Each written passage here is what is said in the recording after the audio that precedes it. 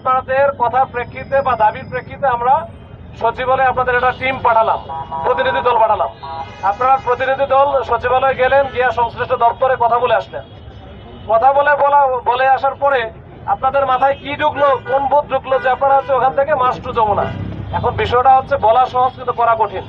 এখন যমুনায় বললেই হবে, সেটা কি হয়? কথায় কথায় যমুনায় চলে যাবো, যমুনায় যাবো। তা ভাই আপনাদের যে দাবি আছে যে বেসরকারিকরণ থেকে সরকারিকরণ হবেন বা এমপিও মুক্ত হবেন, সেটার জন্য তো সংশ্লিষ্ট শাখা আছে, মন্ত্রণালয় আছে, দপ্তর আছে, পরিদপ্তর আছে, সেখানে যান না। সেখানে আমরা বলতেছি আপনারা যান, সারাদিন কথা বলেন। কিন্তু এই যে মাস টু যমুনা কেন করলেন বলেন? এরপরে আপনারা, আমি বলি একটু কথা বলতে দেন, তারপরে আপনাদের কাছে শুনবো। এরপরে আপনারা যখন আপনাদের নেতৃত্বে যারা ছিল তারা বললো যে স্যার আমাদের তো আসলে মিডিয়া আকর্ষণ কম হচ্ছে, আমরা একটু ওই যে সামনে আর একটু আগে যাই, ওখান থেকে বাধা দিলে আমরা এখানে ব্রিফিং দিয়ে আমরা আজকের মতো চলে যাব। আমরা বাধা দিলাম, আপনারা কিন্তু কোনোভাবে গেলেন না। তারপরে সরাই আমরা নিয়ে গেলাম একেবারে 0 পয়েন্ট পর্যন্ত। আর আপনারা যারা ছিলেন, যারা বলতেছেন আহত হয়েছেন, অমুক হয়েছেন, তমুক হয়েছেন, ওখানে ওই রকম আহত হওয়ার মতো তেমন কিছু ছিলই না। আপনারা আহত পার্টিরা এখানেই আসলেন, এতদূর মধ্যে হেঁটে আসলেন। আসার পরে এখান থেকে এমন শুয়ে বললেন যে আপনারা না উঠতেছেন, না হচ্ছে মেডিকেলে যাচ্ছেন। আচ্ছা যাক, এর আপনাদের বিষয়, আপনাদের অনেক বিষয় থাকতে পারে, আপনাদের কিছু কৌশল আছে, আন্দোলনকারীদের অনেক কৌশল থাকে, এটা আমরা মেনে নিচ্ছি।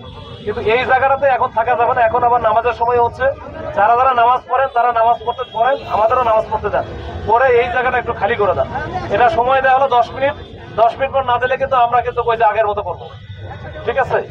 এর ইতিপূর্বে যত আন্দোলনকারী আসছে, আমি একটা কথা বলছি, কথা বলে কথা রাখি নাই, এরকম যদি একটা পাওয়া যায় তাহলে আমি তো চাকরি ছাড়া দেবো, ঠিক আছে? আর কালকে যদি ওইখানে যাইতে চাও, সেটা কিন্তু কইছে গিয়া যদি বলা পারে যে আমরা মাননীয় প্রধান উপদেষ্টার সাথে যা দেখা করার, এটা সাথে না, ওইখানে কার্যালয়ে যাবে, কার্যালয়ে গিয়ে তোমার দাবিটা দিয়ে আসবো। ওইখানে মাননীয় প্রধান উপদেষ্টার পিএস আছে, এপিএস আছে, বা অন্যান্য যারা আছে তারা নিবে। ভাই এটা কখনো, এটা কেন তুমি কেন, এটা হচ্ছে এটা তো হয় না, এইভাবে হবে না। এটা তো আমি একটা কথা বললাম, পরে কালকে বলবা যে হ্যাঁ স্যার তো বলছিল যে মাননীয় প্রধান উপদেষ্টার সাথে দেখা করবো, ওইটা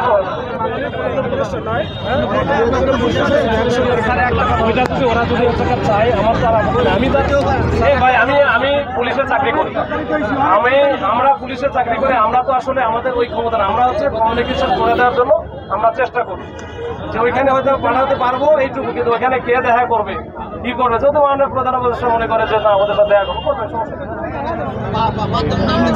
নাম দাও, তোমার নাম দিয়ে দাও। খবরের কাগজ, নিখাদ, নির্ভীক, নিরপেক্ষ।